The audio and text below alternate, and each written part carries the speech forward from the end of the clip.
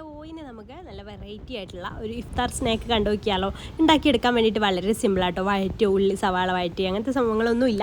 വളരെ പെട്ടെന്ന് തന്നെ നമുക്ക് ഉണ്ടാക്കിയെടുക്കാൻ പറ്റും. അപ്പോൾ അതെങ്ങനെയാണ് ചെയ്തെടുക്കുന്നത് നമുക്ക് നോക്കാം. അപ്പോൾ അതിന് വേണ്ടിയിട്ട് നമുക്ക് ആദ്യം തന്നെ കുറച്ച് മയോണൈസ് ഉണ്ടാക്കിയെടുക്കണം.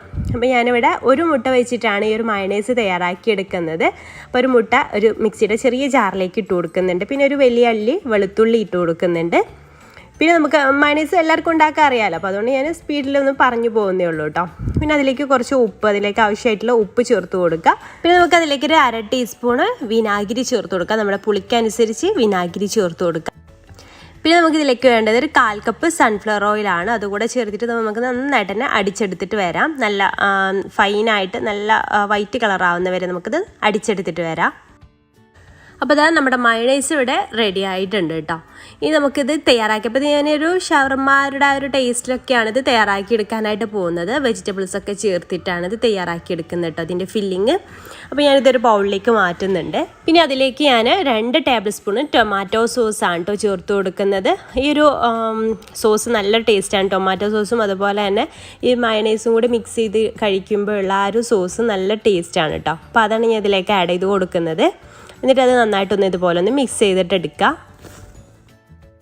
അപ്പോൾ ഈ ഒരു സോസ് ഇവിടെ റെഡിയായി. ഇതവിടെ മാറ്റി വെച്ചിട്ട് നമുക്കിതിലേക്ക് വേണ്ട വെജിറ്റബിൾസൊക്കെ ഒന്ന് സെറ്റാക്കി എടുക്കാം. അപ്പോൾ അതിന് വേണ്ടിയിട്ട് ഒരു ബൗൾ എടുത്തിട്ടുണ്ട്. അപ്പോൾ അതിലേക്ക് ഒരു 1/4 കപ്പോളം ക്യാരറ്റ് ഗ്രേറ്റ് ചെയ്തത് ഇട്ട് കൊടുക്കുന്നുണ്ട്. അപ്പോൾ ചെറുതായിട്ട് ഇങ്ങനെ ഗ്രേറ്റ് ചെയ്തിട്ട് തന്നെ ഇട്ട് കൊടുക്കുക. പിന്നെ ഇത് കസ്സാണ്, നമ്മൾ സാലഡിലൊക്കെ യൂസ് ചെയ്യുന്ന കസ്. അപ്പോൾ ഇതില്ലാന്നുണ്ടെങ്കിൽ ക്യാബേജ് ഇട്ട് കൊടുത്താലും മതി, ചെറുതായിട്ട് അരിഞ്ഞിട്ട് ഇട്ട് കൊടുത്താലും മതി. അപ്പോൾ ഞാൻ ഇതാണ് ഇട്ട് കൊടുക്കുന്നത്. അതും ഏകദേശം ഒരു 1/4 കപ്പ്. നമുക്ക് എത്രയാണോ സ്നാക്സ് ഉണ്ടാക്കുന്നത് അതിനനുസരിച്ച് എടുക്കാം കേട്ടോ. പിന്നെ അതാ ഒരു സവാളയുടെ പകുതി ഞാൻ എടുത്തിട്ടുള്ളൂ, അത് ചെറുതായിട്ട് അരിഞ്ഞതും. പിന്നെ ഒരു ക്യാപ്സിക്കത്തിൻ്റെ പകുതിയുടെ പകുതിയാണ് കേട്ടോ എടുത്തിട്ടുള്ളത്, അതും ചെറുതായിട്ട് അരിഞ്ഞതും ഇതിലേക്ക് ആഡ് ചെയ്ത് കൊടുക്കുന്നുണ്ട്. നമുക്ക് ഇഷ്ടമുള്ളതൊക്കെ ഇതിലേക്ക് ആഡ് ചെയ്ത് കൊടുക്കാം കേട്ടോ, വെജിറ്റബിൾസ്. അപ്പോൾ അതും ഇട്ട് കൊടുത്തിട്ടുണ്ട്. ഇനി നമുക്കിതിലേക്ക് വേണമെന്നുണ്ടെങ്കിൽ ചിക്കനോ ബീഫോ ഒക്കെ ചേർത്ത് കൊടുക്കാം. അപ്പം ഞാനിവിടെ ബീഫാണ് എടുത്തിട്ടുള്ളത്. മഞ്ഞളും ഉപ്പും ഇട്ട് വേവിച്ചെടുത്തിട്ടുള്ള ബീഫാണ്. അത് ഇതുപോലെ കൈ വെച്ചിട്ട് പിച്ചിയിട്ട് അത് ഇതിലേക്ക് ആഡ് ചെയ്ത് കൊടുക്കുന്നത്. പിന്നെ നിങ്ങൾ കറിയിലെ ബീഫ് അങ്ങനെയൊക്കെ എടുക്കാം കേട്ടോ, അതൊന്നും കുഴപ്പമില്ല. പിന്നെ ഇത് എടുത്തിട്ടില്ലെങ്കിലും കുഴപ്പമൊന്നുമില്ല, അതുണ്ടെങ്കിൽ ഒന്നുകൂടെ ടേസ്റ്റി ആയിരിക്കും. ചിക്കൻ ആയാലും കുഴപ്പമൊന്നുമില്ല. ഉപ്പും മഞ്ഞളൊക്കെ ഇട്ട് വേവിച്ചെടുത്തിട്ടുള്ള ചിക്കനോ അല്ലെങ്കിൽ ഫ്രൈ ചെയ്തെടുത്തിട്ടുള്ള ചിക്കനോ എങ്ങനെ ആയാലും കുഴപ്പമൊന്നുമില്ല. അപ്പോൾ അതും ഇതിലേക്ക് ചേർത്ത് കൊടുക്കുക.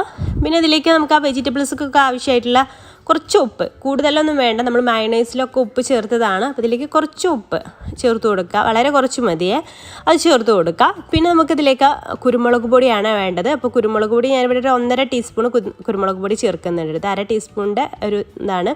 അങ്ങനെ 1/2 ടീസ്പൂൺ ഇതിലേക്ക് ആഡ് ചെയ്ത് കൊടുക്കുന്നത് നമ്മുടെ എരിവിനനുസരിച്ചാണ്. പിന്നെ ഇതിലേക്ക് എക്സ്ട്രാ വേറെ എരിവിനൊന്നും ചേർക്കുന്നൊന്നുമില്ലല്ലോ. അപ്പോൾ ഒരു 1/2 ടീസ്പൂൺ കുരുമുളക് പൊടി ഞാൻ ഇതിലേക്ക് ആഡ് ചെയ്ത് കൊടുക്കുന്നുണ്ട്. എന്നിട്ട് നമുക്ക് ഇതെല്ലാം കൂടെ നന്നായിട്ടൊന്ന് മിക്സ് ചെയ്തിട്ടെടുക്കുക. പിന്നെ ഇതിലേക്ക് നമുക്ക് സോസ്, നമ്മൾ നേരത്തെ തയ്യാറാക്കിയെടുത്തിട്ടുള്ള സോസ് ഉണ്ടല്ലോ, അത് ഒഴിച്ചെടുത്തിട്ട് നമുക്ക് മിക്സ് ആക്കി എടുക്കാം കേട്ടോ. അപ്പോൾ അത് കുറേ അങ്ങ് ഒഴിച്ചു കൊടുക്കേണ്ട, കുറച്ച് മതി. ഈ ഒരു സ്നാക്സിലേക്ക് കുറേ ഒഴിച്ചു കൊടുത്താൽ നമുക്കിത് റോൾ ചെയ്തെടുക്കാനൊക്കെ ബുദ്ധിമുട്ടായി വരും. അപ്പോൾ ഇതിലേക്ക് ആവശ്യത്തിന് മാത്രം എടുക്കുക, ബാക്കി നമുക്ക് ഈ ഒരു സ്നാക്ക് ഡിപ്പ് ചെയ്തിട്ട് കഴിക്കാനൊക്കെ പറ്റും. ഓക്കെ, അപ്പോൾ അതിലേക്ക് കുറച്ച് മതി. അപ്പോൾ അതൊന്ന് മിക്സ് ചെയ്തിട്ട് എടുക്കുക. ആവശ്യമുണ്ടെങ്കിൽ മാത്രം കുറച്ചുകൂടെ ഒന്ന് ആഡ് ചെയ്ത് കൊടുത്താൽ മതി. ഓവറായിട്ട് ഇങ്ങനെ ഒലിക്കുന്ന രീതിയിൽ സോസ് ഒഴിച്ചു കൊടുക്കരുത് കേട്ടോ. എന്നിട്ട് ഇതുപോലെ നന്നായിട്ടൊന്ന് എല്ലാം കൂടെ ഒന്ന് മിക്സ് ചെയ്തിട്ട് എടുക്കുക. പിന്നെ നമുക്ക് വേണ്ടത് മൈദയിലേക്ക് കുറച്ച് വെള്ളം ചേർത്തിട്ട് ഒരു പശ ഉണ്ടാക്കി വെക്കുകയാണ്. പിന്നെ കുറച്ച് ബ്രെഡ് ക്രംസാണ് നമുക്ക് വേണ്ടത്. പിന്നെ നമുക്കിതിലേക്ക് മെയിനായിട്ട് വേണ്ടത് ഇതാണ്, സമൂസ ഷീറ്റാണ് കേട്ടോ. അപ്പോൾ ഒരു സ്നാക്ക് ഉണ്ടാക്കാൻ ഒരു സമൂസ ഷീറ്റിൻ്റെ പകുതിയാണ് നമുക്ക് വേണ്ടത്. അപ്പോൾ ഒരു ഷീറ്റിനെ പകുതി 2ആയിട്ട് മുറിച്ചിട്ടാണ് നമ്മളിത് തയ്യാറാക്കിയെടുക്കാനായിട്ട് പോകുന്നത്. ഒരു ഷീറ്റ് എടുത്തിട്ടുണ്ട്, അതിന് കറക്റ്റ് നമുക്ക് പകുതിയാക്കിയിട്ടൊന്ന് കട്ട് ചെയ്തിട്ട് എടുക്കാം. എന്നിട്ട് നമ്മുടെ ഫില്ലിങ് ഇതുപോലെ ഒരു ഭാഗത്തായിട്ട് കുറച്ച് വെച്ചിട്ട് ഇതിങ്ങനെ റോൾ ചെയ്ത് കൊണ്ടുവരാണ് നമുക്ക് വേണ്ടത്. അപ്പോൾ അതാ ഞാൻ പറഞ്ഞത്, മയോണൈസ് കൂടിപ്പോയാൽ നമുക്ക് സൈഡിലൂടെയൊക്കെ അത് ഒലിച്ചിറങ്ങാനൊക്കെ ചാൻസ് ഉണ്ട്. അപ്പോൾ അതുകൊണ്ട് തന്നെ കുറച്ച് ചേർത്ത് കൊടുത്താൽ മതി. എന്നിട്ട് ഇതുപോലെ ഈ പശ വെച്ചിട്ടൊന്ന് ഒട്ടിച്ചു കൊടുക്കാം. പിന്നെ നമ്മളിപ്പോൾ ഇതിലേക്ക് ഫില്ലിങ് ഇതന്നെ ആക്കിക്കൊള്ള നിർബന്ധം. ഇപ്പോൾ നമുക്ക് കട്ട്ലറ്റിൻ്റെ ഫില്ലിംഗ് ആണെന്നുണ്ടെങ്കിൽ ഇതിലാറ് ഒന്നുകൂടെ നല്ല പെർഫെക്റ്റ് ആയിട്ട് നമുക്ക് ഇങ്ങനെ സൈഡിലേക്ക് ഒലിച്ച് വരുന്ന പേടിയൊന്നും പേടിക്കേണ്ട ആവശ്യമില്ല.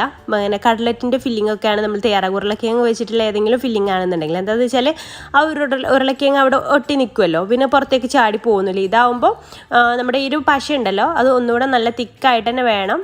എന്നിട്ട് 2 സൈഡിലും ആദ്യം ഒന്ന് ഡിപ്പ് ചെയ്തതിന് ശേഷം ഈ ബ്രെഡ് ക്രംസിലൊന്ന് കോട്ട് ചെയ്തെടുക്കുക. 2 സൈഡ് മാത്രം ബ്രെഡ് ക്രംസിലൊന്ന് കോട്ട് ചെയ്തെടുക്കാം, അത്രയും മതി കേട്ടോ.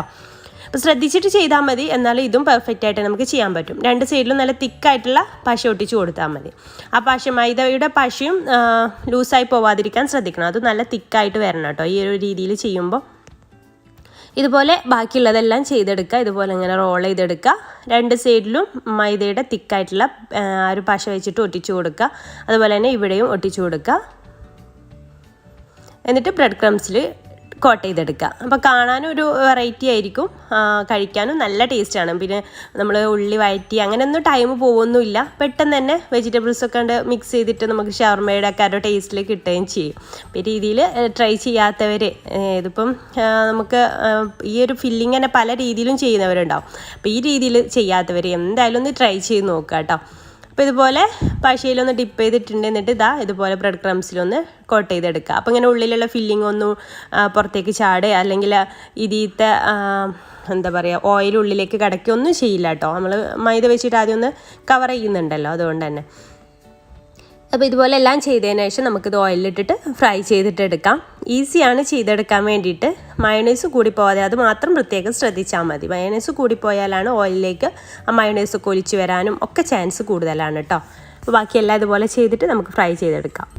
പിന്നെ ഇങ്ങനെ ചെയ്യാൻ നിങ്ങൾക്ക് മടി തോന്നുന്നുണ്ടെങ്കിൽ പിന്നെ നമ്മൾ സമൂസ ഷീറ്റിൽ നോർമലായിട്ട് സമൂസ ഫോൾഡ് ചെയ്യുന്ന രീതിയിൽ ഫോൾഡ് ചെയ്തെടുത്തിട്ട് അങ്ങനെ ഫ്രൈ ചെയ്താലും മതി. ടേസ്റ്റൊക്കെ ഏകദേശം ഒരേപോലെ തന്നെ ആയിരിക്കും.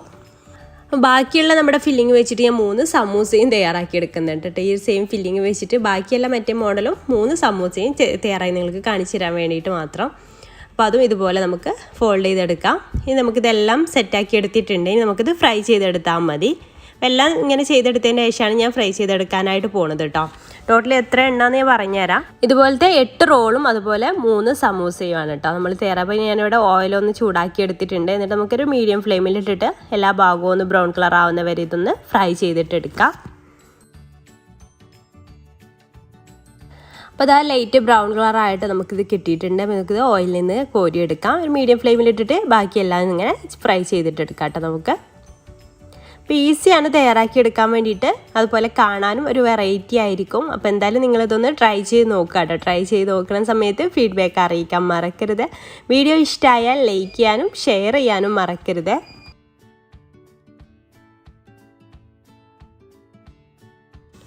അപ്പോൾ ആ റോൾസ് എല്ലാം ഫ്രൈ ചെയ്തെടുത്ത ശേഷം ഞാൻ ബാക്കി 3 സമൂസയും ഇതുപോലെ തന്നെ ഫ്രൈ ചെയ്തെടുത്തിട്ടുണ്ട്. അപ്പോൾ നിങ്ങൾക്ക് അത് ഇഷ്ടമായി വിചാരിക്കുകയാണ്.